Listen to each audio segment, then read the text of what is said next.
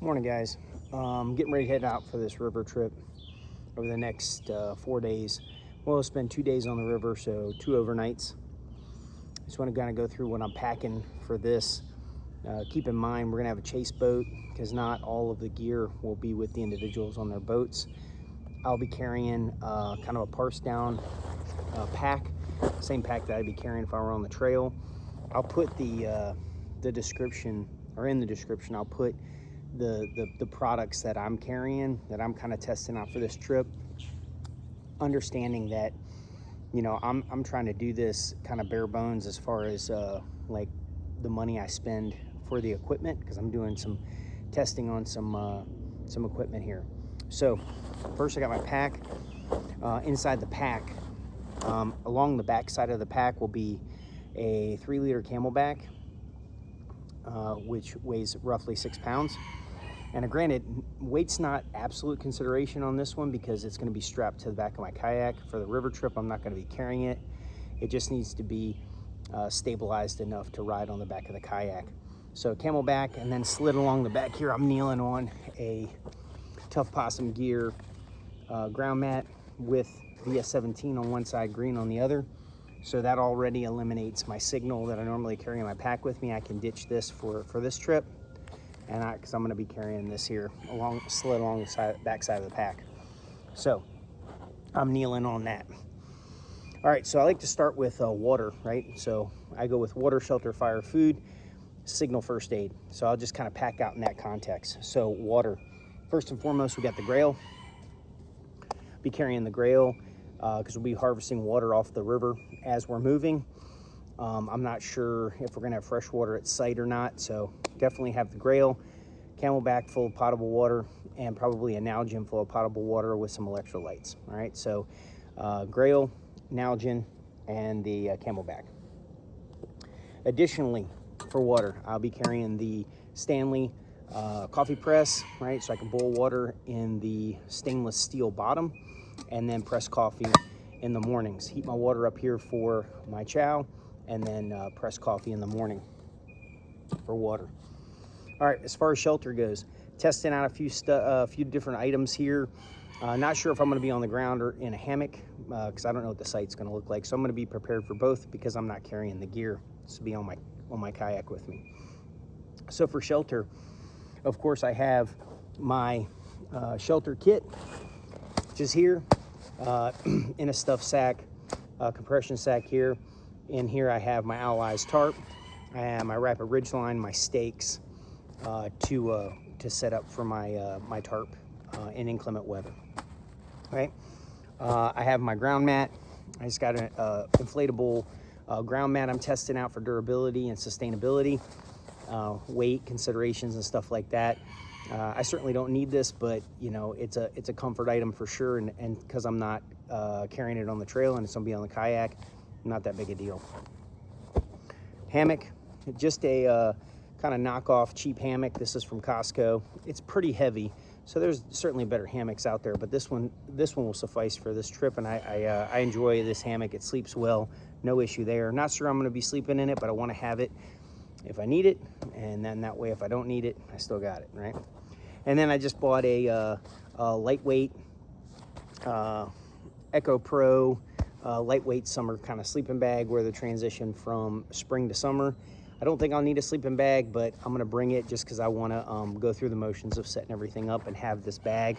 I also wanted to, you know, compress it down and kind of see what's going on as far as like what the pack's gonna be weighing it if I'm carrying all this stuff, because right behind this river trip, we're gonna be doing another trip to Uwharrie, doing another 10+ miles on the trail, which I will be carrying the bulk of this stuff. So this is a good testing environment for this equipment to kind of put it through its paces and get it ready for that next trip. All right, so water, shelter, fire. So fire bag, obviously it's red.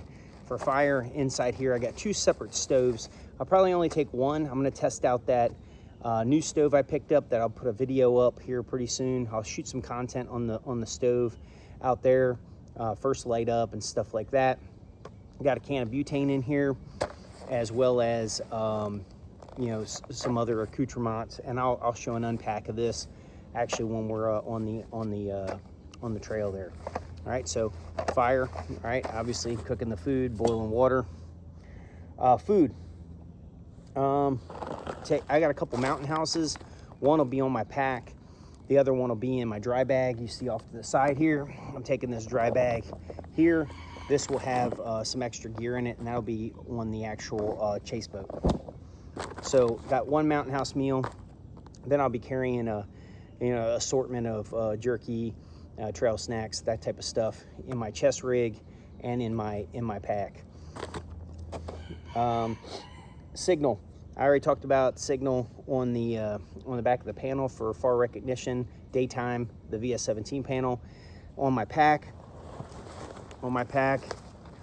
I have actually on one of the straps of the pack, one of the clips has a whistle, day and night, near and far recognition, right? So we have audible day and night. We have a day VS17 panel, and then obviously I got a headlamp, and I carry a pocket mag light in my pocket for my EDC that I'll have with me as well.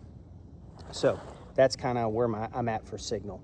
Obviously I have my cell phone, right? I don't know what coverage is going to be, but I have it.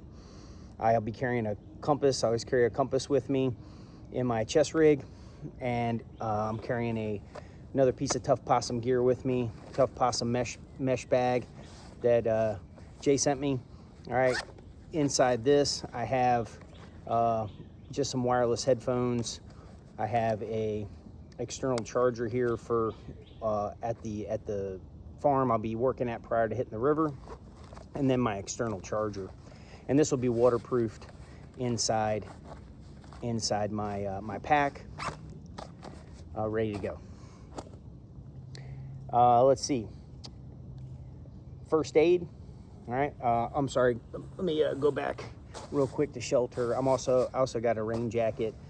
They're calling for some potential showers. There's a chance of precipitation, so I'll be carrying my rain jacket as well with me for shelter. As far as first aid goes, right? So I'll be wearing ball cap as I always do, taking my schmog. So I can take the schmog, I can drape it over my shoulders, I can dip it in the water to cool off, or I can tuck it up underneath my hat to get out of the sun. Great piece of kit. Use it for washing up, drying off after getting cleaned up at night. You know, always a good piece of kit to take with you.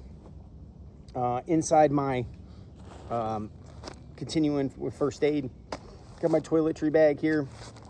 In here I got toothbrush, toothpaste, some toilet paper, some wipes are in here, so that way I can clean up in the evenings and take care of that business as well. So toiletry bag. Let's see. Bug spray. I got this. This is a larger can than I got in the pack, and I have a smaller pump spray bottle. I'll be carrying waterproof so it doesn't spill. And this is just a placeholder for that to remind me that it needs to be in the bag. Let's see. First aid kit. This is from Twin Hawk Survival from my buddy Sam over there. This is a kit he put together. He's a flight paramedic, and I went ahead and added some stuff in here based on my understanding of med pack out, being a 18 Delta Special Forces medic and a SMU medic for many years. I packed in stuff that I needed in here. Mainly it's just the following the March algorithm. Massive hemorrhage, so I got a tourniquet in here. Airway is positional on the trail because we're not doing any advanced adjuncts for those individuals. Respirations, assessing those respirations on that individual. Obviously CPR, rescue breathing are all be pertinent because we're on the water and there could be a drowning event. Obviously I'm quite trained in all those things. Circulation, going back to the tourniquet and cutting off any blood loss, and then assessing circulation to get a baseline blood pressure on that individual to communicate to higher or the next level of care if we have to call in an ambu for that. All right, and then hypothermia and head injury. Obviously it's going to be very, very hot, but we could get wet. Storm could come in, something like that. So hypothermia is an issue. Or should we go back to that sleeping bag again? We have a means of keeping that individual warm.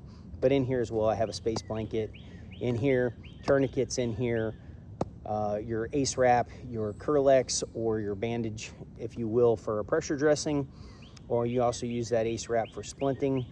I have some cravats in here, a couple cravats for a sling and swath if something happens we get a fall on outstretched hand or foot injury.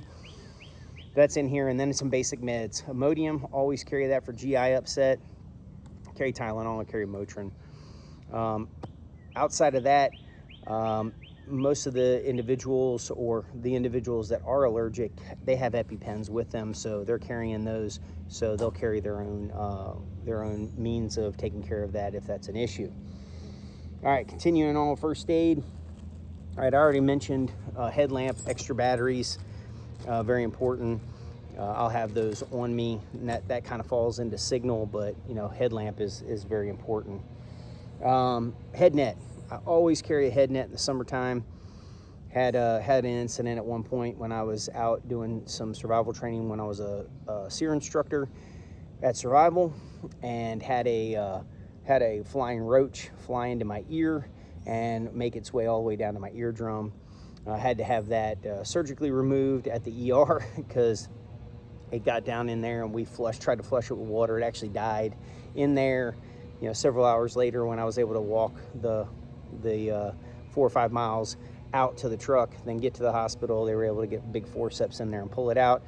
Pretty traumatic, to be honest. So when I'm working at night, I got my headlamp on. Headlamp attracts insects, fly around your head, buzz around your head. I just throw this on at night. I got my headlamp on. I just toss this over my head. Obviously, if the mosquitoes are real bad, I sleep with this on my head. It's a great piece of kit, weighs absolutely nothing. It's as light as a feather. So, I know ounces equal pounds, but this is the level of satisfaction I get in putting this on and keeping the bugs out from around my ears and my face. And when I'm out there, this helps out quite a bit. So that's everything that's going to be in the pack. Pack weighs 20 pounds minus water, with everything you see here, minus the dry bag. So 20 pounds, not too bad on the kayak. And, obviously you got my body weight, plus I'm about 190, plus chest kit, everything. Should be fine on the kayak. I normally fish out of my kayak, and I carry a bunch of kit with me when I'm fishing or camping. So this should be no issue moving down the water. Now, these are new stuff sacks to me. I'm trying these out as well. I'm using them on this river trip because I want to, obviously everything inside my pack is going to be waterproofed, but I want to test the viability of the water resiliency of these bags as well, and this is a great time to do that. So that's my pack out for the river trip. Again, I'll put down in the comments kind of what some of this gear is that I picked up, that I'm doing some testing on, and certainly tag the people that I truly believe in, tried and true, tested pieces of equipment. Obviously the Grail and my Stanley coffee press. This thing's phenomenal. Take this everywhere with me. That's about it. I hope you guys have a good one, and I'll update you on some videos from the water. Y'all take care. Have a good day.